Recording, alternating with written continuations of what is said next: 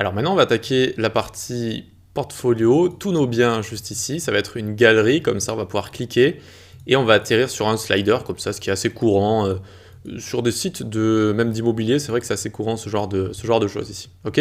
Donc voilà, j'ai fait exprès de mettre des biens d'exception, entre guillemets, j'ai essayé juste de regarder des jolis hôtels particuliers ou des jolies maisons, et j'ai inventé des prix aussi, évidemment.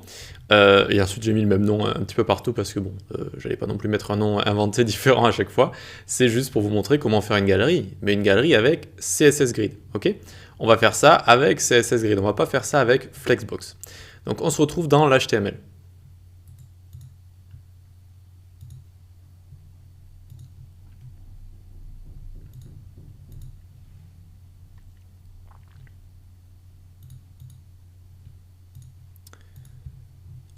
Donc on est dans notre code juste ici, on peut se créer une nouvelle page. Cette page s'appellera portfolio.html.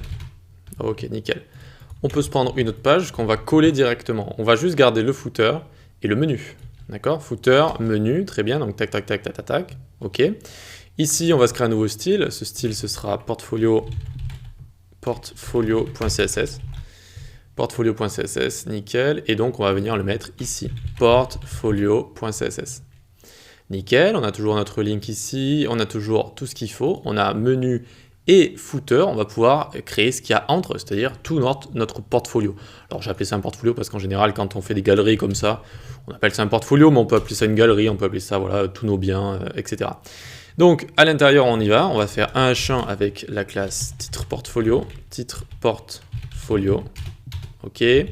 On va écrire à l'intérieur galerie Héraclès avec un E accent grave pour Héraclès évidemment, puis grille portfolio, on va utiliser CSS Grid pour faire cette grille, pour faire donc ce portfolio là.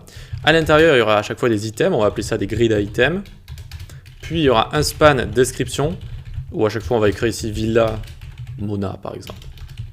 Villa Mona, très bien, et image, à chaque fois à l'intérieur avec ressources / image portfolio, image portfolio ici, et image portfolio 1 par exemple. Alors, dans ressources, en fait, j'ai fait un dossier pour toutes les images du portfolio, vu qu'il y en avait 12 en fait. Je me suis dit que j'allais faire un sous-dossier pour les images. Ça se fait assez souvent quand on a en fait déjà pas mal d'images comme ça. C'est pour éviter d'avoir un énorme dossier ici. Si on a envie un peu de regarder des images d'une section précise, c'est plus facile de faire des sous-dossiers. Donc ici, image portfolio 1, très bien. Ici, notre alt, on ne va pas le remplir, mais si c'est un vrai site avec des images en statique, vous pouvez remplir une description de chaque image pour tout ce qui est accessibilité. Ensuite, ici, on va faire un span avec la classe prix, et on va le mettre à 2 500 000.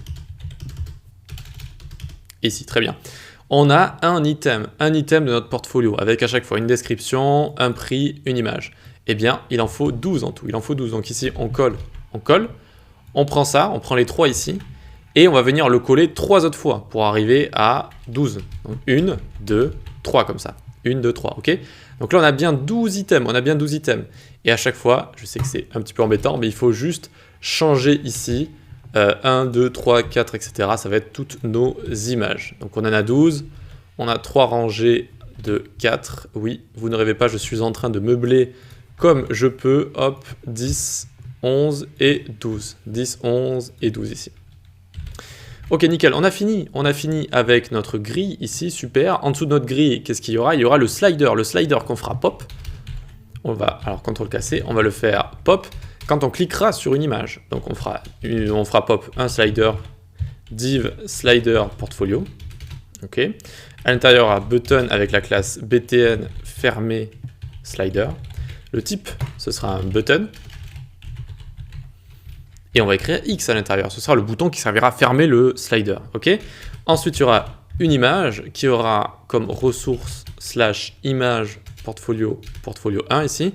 Et ce sera l'image qui changera selon l'image sur laquelle on aura cliqué. On va cliquer sur une image et ça va nous la montrer en grand comme ça. C'est ça que ça veut dire. Cette image d'ailleurs, elle aura une classe. On lui donnera image visible slider. Ok, nickel. Le alt ici, on ne va pas le remplir vu que l'image sera dynamique, elle changera suivant l'image sur laquelle on vient de cliquer. Puis un button btn left ici, hop, on peut lui mettre un type est égal button. type est égal button, parfait. Hop, ensuite à l'intérieur on va faire une image avec comme ressource chevron gauche, tac, chevron gauche juste ici.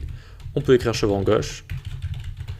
Et on aura un autre bouton, vous l'aurez compris, qui va faire exactement l'inverse, donc btn right. Et on va pouvoir lui mettre un chevron droit juste ici. Tac et tac.